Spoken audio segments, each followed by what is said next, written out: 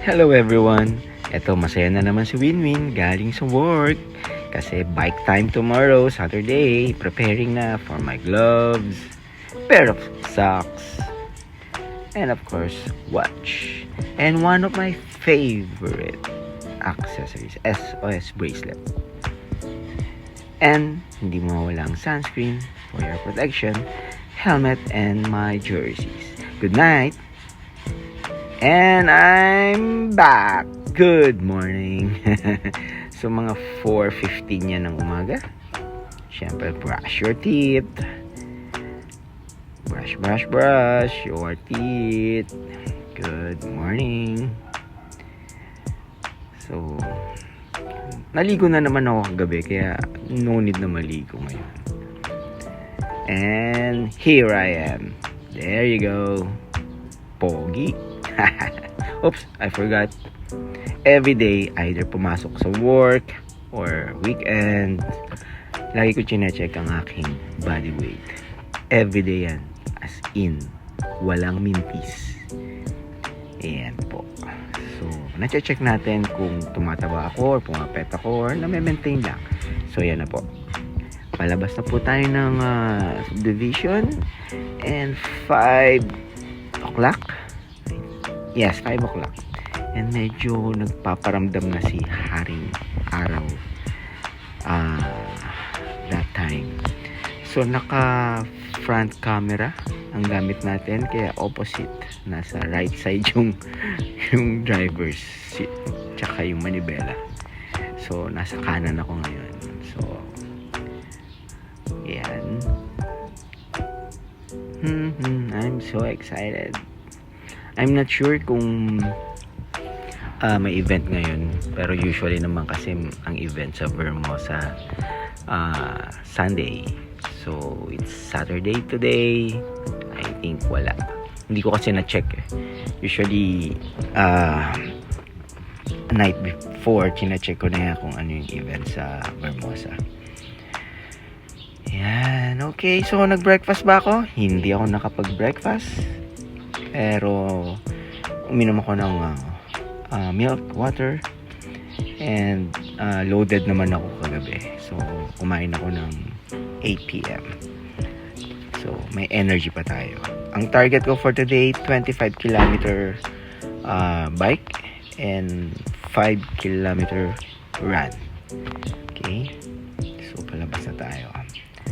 And syempre, look left and right. Ingat sa pagdadrive. Okay, there you go. So, ang taas na ng araw. Ang bilis. Wala pang 5:30 yan, guys.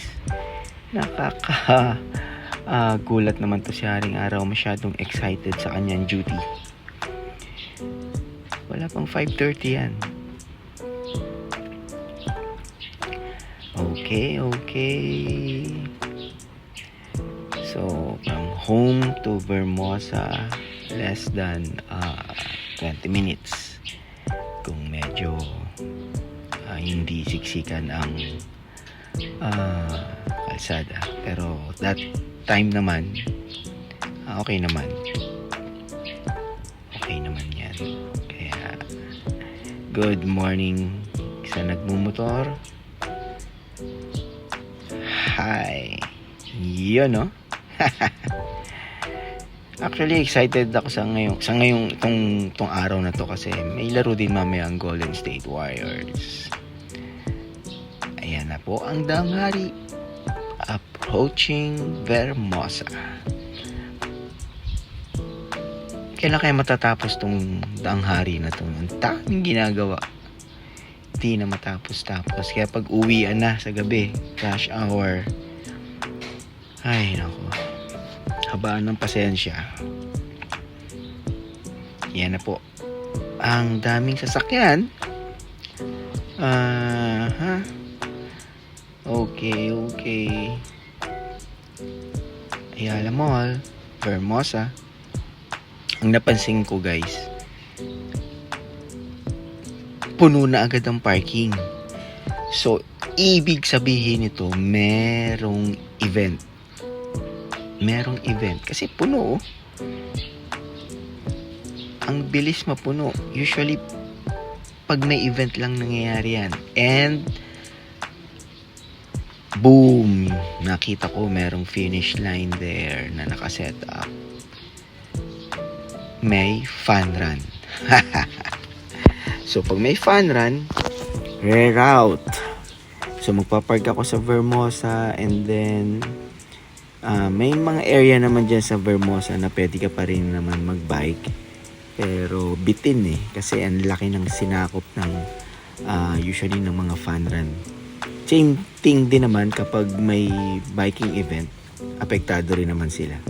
So, magpapark ako dito sa Vermosa. Then, from here, pupunta ako ng Evia. Kasi 25 kilometers ang kailangan ko for the day. And, okay. Set up na tayo ng bike. Set up na.